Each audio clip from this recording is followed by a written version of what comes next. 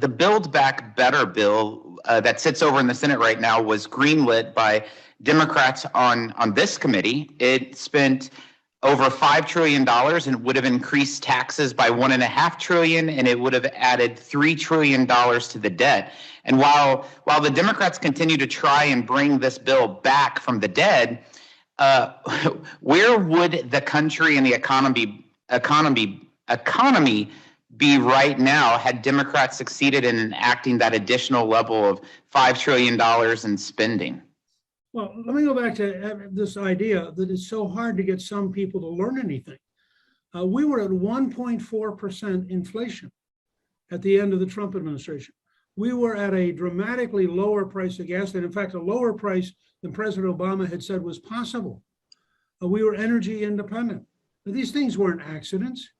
We were also locking up criminals, and we were controlling the southern border. None of these things were accidents. So to your point, I've always said that Build Back Poorer would be a much more accurate title for that bill, because what it's going to do is it's going to lower the net take-home pay of individuals. And by the way, one of the groups, this is a hearing about children, but one of the groups that's really being hammered by inflation are senior citizens. If you're on a fixed income and you're going to get, say, a 4 or 5% cost of living increase, but the real cost of living, as you pointed out, has gone up over 13% while Biden was president, you are losing ground. If you also are in the middle of a declining stock market, you're watching your 401k shrink at the very time that you need it because you can't afford the inflation. You can't, in a lot of cases, people can't afford to buy the necessities.